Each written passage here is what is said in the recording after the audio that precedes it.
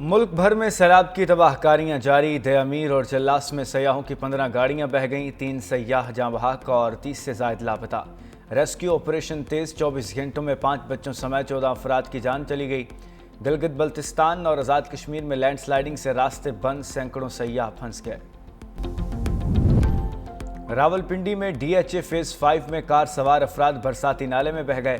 عینی شاہدین کے مطابق کار سوار نے گاڑی برساتی نالے کے قریب سے گزارنے کی کوشش کی، جو پانی کا بہاؤ تیز ہونے پر بہہ گئی۔ کار سوار افراد مدد کے لیے پکارتے رہے۔ اطلاع ملنے پر پولیس اور امدادی ٹیمیں پہنچ گئیں۔ کار کی تلاش شروع۔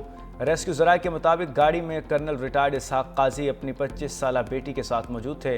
دوسری جانب کھنہ کے علاقے میں 8 سالہ بچی برساتی پانی میں ڈوب گئی۔ ہمک کے علاقے میں نوجوان پھسلن سے گہرے پانی میں جا گرا۔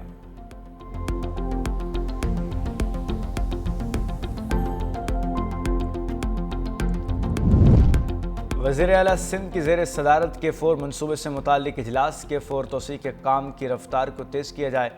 مراد علی شاہ کا چیئرمین PND کو حکم۔ آبی ذخیرہ 1 اور آبی ذخیرہ 2 پر کام تیز کرنے کی ہدایت۔ اجلاس میں میئر کراچی مرتضی وہاب اور دیگر نے شرکت کی۔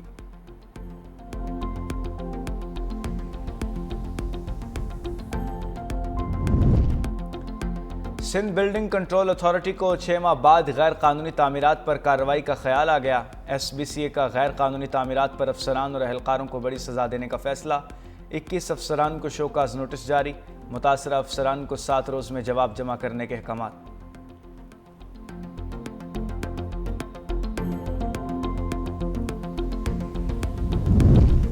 کے الیکٹرک نے کئی سال بعد سندھ حکومت کے واجبات کی ادائیگی شروع کر دی۔ 2 قسطوں کے ذریعے 100 ارب روپے سے زائد رقم جمع کرا دی۔ کے الیکٹرک کے ذمے صوبائی حکومت کے 32 ارب روپے سے زائد کے واجبات ہیں۔ کے الیکٹرک ہر مہینے جمع شدہ الیکٹریسٹی ڈیوٹی ادا کرنے کا بھی پابند ہوگا۔ کے الیکٹرک اور واٹر کارپوریشن کے درمیان 25 ارب روپے کا معاملہ تصفیہ طلب۔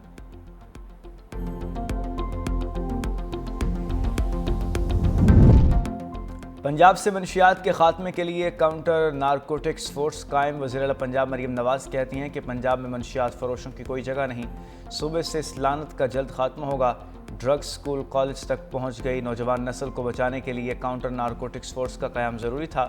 CCD صوبے سے جرائم کے خاتمے کے لیے کامیابی سے کام کر رہی ہے۔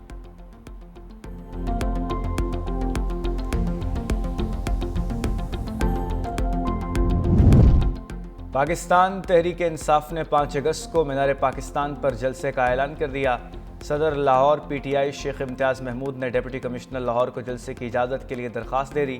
تحریک انصاف بانی PTI کی رہائی کے لیے جلسہ کرنا چاہتی ہے۔ درخواست کا متن۔ گورنر سندھ کامران خان ٹیسوری سے متحدہ عرب امارات کے سفیر کی ملاقات۔ اماراتی سفیر نے گورنر سندھ اور اہل خانہ کو فریضہ حج کی ادائیگی پر مبارکباد دی۔ اماراتی سفیر نے کہا 5 سالہ UAE ویزا پالیسی کے اجراء میں گورنر سندھ کا کلیدی کردار ہے۔ کامران ٹیسوری نے متحدہ عرب امارات کے سفیر کا شکریہ ادا کیا۔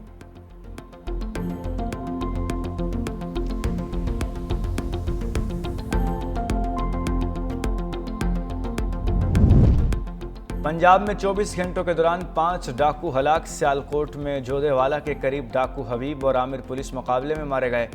دونوں درجنوں مقدمات میں مطلوب تھے۔ کوٹلی لوہارا کے قریب پولیس مقابلے کے بعد 2 زخمی ڈاکو علی ناظم گرفتار۔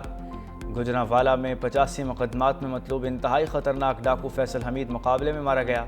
گجرات میں CCD سے مقابلے میں ملزم غلام نبی ہلاک ہو گیا۔ صادق آباد میں بھی ڈاکو بیپا خورائی مقابلے کے دوران مارا گیا۔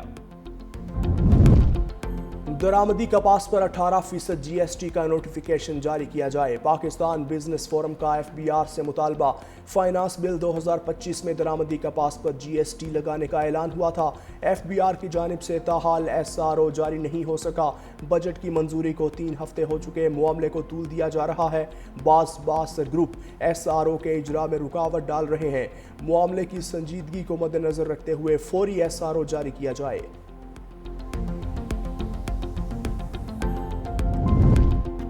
ترجمان KP حکومت بیرسٹر سیف کا چینی اسکینڈل پر جوڈیشل کمیشن بنانے کا مطالبہ۔ کہا گندم کے بعد اب چینی کی درآمد اور برآمد کے کھیل کے ذریعے شوگر ملز مافیا کو فائدہ پہنچایا گیا۔ چینی اسکینڈل کی آزادانہ اور شفاف تحقیقات کی جائیں اور ملوث مافیا کو قرار واقعی سزا دی جائے۔ یہ بات روز روشن کی طرح آیا ہے کہ شوگر ملز مافیا کا تعلق حکمران طبقے سے ہے۔ شریف خاندان کی کئی شوگر ملز ہیں جنہیں درآمد اور برآمد کے اس کھیل میں براہ راست اربوں روپے کا فائدہ پہنچایا گیا۔ عوام کی جیبوں سے 38 ارب روپے نکال کر شوگر مافیا کی جیبوں میں ڈالے گئے۔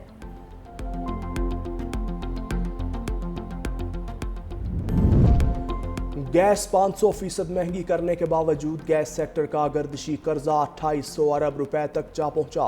حکومت کی بجلی کی طرح گیس کا گردشی قرضہ ختم کرنے کے لیے بھی صارفین پر اضافی بوجھ ڈالنے کی تیاریاں۔ مختلف تجاویز زیر غور۔ بینک سے قرض لے کر صارفین پر 3 سے 10 روپے خصوصی پیٹرولیم لیوی عائد کر دی جائے گی۔ حکام کے مطابق تمام صارفین سے اوسطاً گیس قیمت یعنی 1890 روپے فی MMBTU وصول کی جائے گی تو گردشی قرضہ دوبارہ پیدا نہیں ہوگا۔ بلوچستان میں میاں بیوی کا بے دردی سے قتل۔ ایڈیشنل چیف سیکرٹری داخلہ اور IG آج بلوچستان ہائی کورٹ میں پیش ہوں گے۔ گزشتہ روز چیف جسٹس بلوچستان روزی خان نے میاں بیوی کے قتل کا نوٹس لیا تھا۔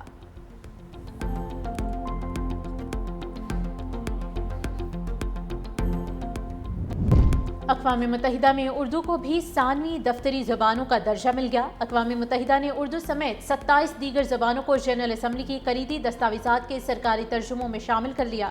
جنرل اسمبلی کے اہم متن کا اردو ترجمہ اردو مرکز نیو یارک کے صدر رئیس وارثی نے جنرل اسمبلی کے صدر کو پیش کیا۔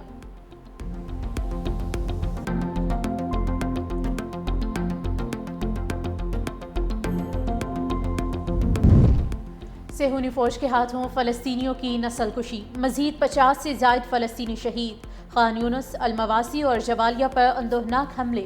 24 گھنٹے کے دوران 19 فلسطینی بھوک سے موت کی آغوش میں چلے گئے۔ غزہ سٹی کے صاف پانی کے پلانٹ پر فضائی حملہ۔ پانی بھرے آئے 5 شہری شہید۔ غزہ جنگ میں شہید افراد کی تعداد 59,000 سے تجاوز کر گئی۔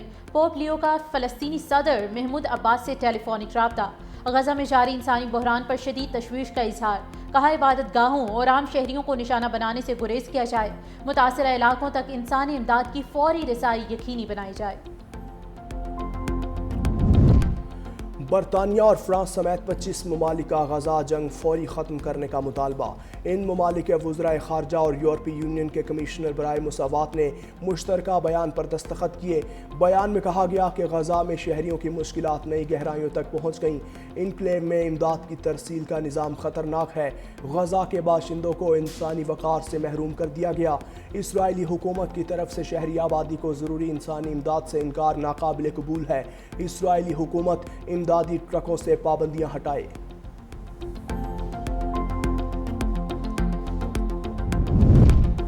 کولمبیا میں باغیوں کا فوجی قافلے پر ڈرون حملہ، 3 اہلکار ہلاک، 8 زخمی۔ مقامی میڈیا کے مطابق نیشنل لبریشن آرمی نے اس حملے کی ذمہ داری قبول کر لی۔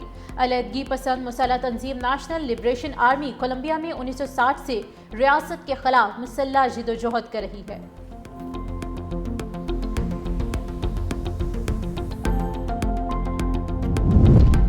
جنوبی کوریا میں طوفانی بارشوں نے تباہی مچا دی، 18 افراد ہلاک۔ جنوبی کورین وزارت داخلہ کا کہنا ہے زیادہ تر ہلاکتیں سیلاب اور لینڈ سلائڈنگ کی وجہ سے ہوئیں۔ پورے ملک میں 1999 سرکاری اور 2238 نجی املاک کو نقصان پہنچا۔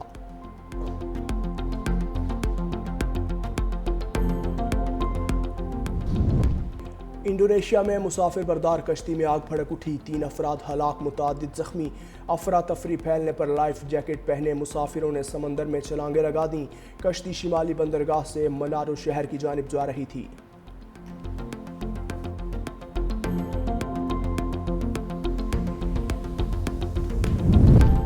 پاکستان اور بنگلہ دیش میں دوسرا T20 میچ آج کھیلا جائے گا۔ پہلے میچ میں میزبان ٹیم نے 7 وکٹوں سے فتح سمیٹی تھی۔ پاکستانی ہیڈ کوچ مائیکل ہیسن نے ملبہ پچ پر ڈال دیا۔ کہا ڈھاکہ کی پچ انٹرنیشنل معیار کے مطابق نہیں، کوئی بھی ٹیم ایشیا کپ یا T20 ورلڈ کپ کی تیاری اس پچ پر نہیں کر سکتی۔